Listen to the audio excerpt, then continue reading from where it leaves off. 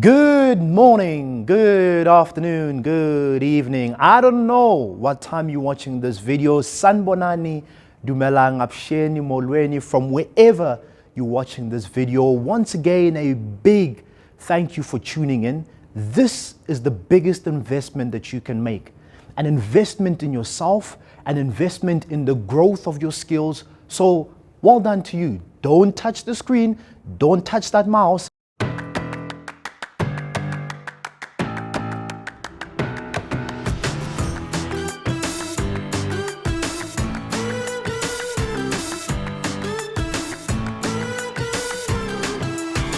My name is Busiso Joshua Mulimi. I'm an author, CEO, graduate from the University of Pretoria, and today I'll be your host speaking about communication part 3. Now, if you are tuning into part 3, but you haven't tuned into part 2 and part 1, you are cheating. No. You must go back. It's so important for you to understand what we spoke about in part 1, part 2, and part 3. In part 1, I speak about the history of communication and how it's evolved. I speak about the types of communication. I speak about the 4th industrial revolution and how it's changed the way you and I communicate. I also share a powerful story. If you want to know what that story is, you got to go back to part 1.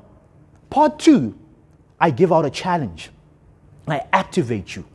All the information which I've shared with you in part 1, I tell you to implement it in part 2. So if you want to take on the challenge, if you're saying bring it on, I'm challenging you to go back to watch part 2.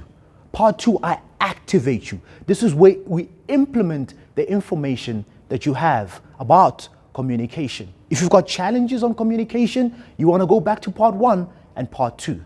All right? So this is part 3. Unfortunately, this is the last video, but oh well, let's make it count. What you and I are going to do now is debrief. Yeah, the first time I heard that word debrief, I was like, what's that? Who is that? For those of you who don't know what debrief is, to debrief means to get information, kind of to reflect. That's the word. We're reflecting on the challenge that I gave you. We're looking at the actions that you took. We're looking at some of the conflicts that you came across. It's one thing to look at conflicts and problems, but you also need to come up with solutions. So we're going to have a debrief on the challenge which I gave you. You see why it's important for you to do that challenge? To go back to part 2? We're going to have a debrief. And it's important to have a debrief.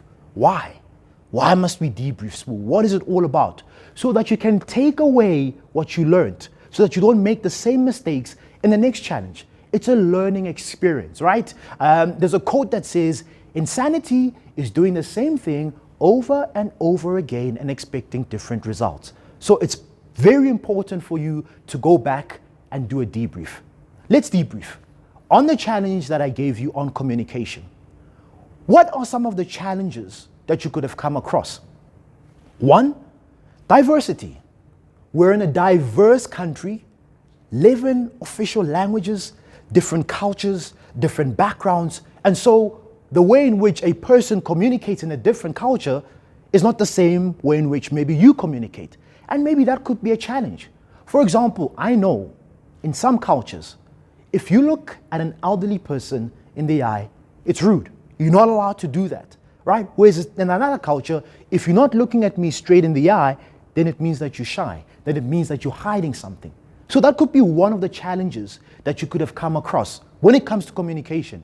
It's the diversity. We're different. And so it's powerful when we learn to embrace each other's diversity.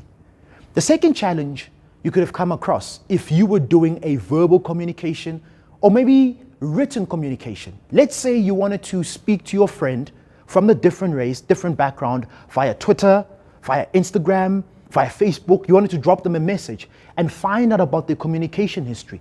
That challenge could have been access to data. Not all of us have access to data. We saw during the COVID-19 lockdown how having data was such a blessing and such a privilege. That could have been the second challenge. And hey, the third challenge is the authenticity of communication. Now we're here. on the Twitter, on the Facebook, on the Instagram. And someone could say to you, I'm fine. But are they really fine? That's why it's so powerful for you to have that verbal communication, to see them, to see the non-verbal communication, to see their facial expression, because that says a lot. Those are some of the challenges that you could have come across. I'm going to share with you just 2 solutions, and then we close it. What are some of the solutions to the challenges which I've just spoken about? 1, be open-minded to learn about different cultures and different styles of communication. I use the word learn. How do you spell the word learn? L-E-A-R-N. In the word learn are 2 powerful words. The first one is ear. The function of an ear is to listen. L-I-S-T-E-N. If you look at the word listen, it has the same words, letters, as the word silent. So what am I saying? When you are having a communication, or rather a conversation with someone, and you want to learn about them, listen. Listen to understand and not to instantly reply. Let me repeat that. You want to listen to understand and not to instantly reply. So be open-minded to learn about the different cultures and listen clearly to what the individual is saying. Not only will you listen, but look at their body structure, look at their movement, look at their facial expression, because that is what? Non-verbal communication. That's a solution. I hope that you've taken something that has empowered you about communication. Go back to part 1, then go to part 2, then do part 3.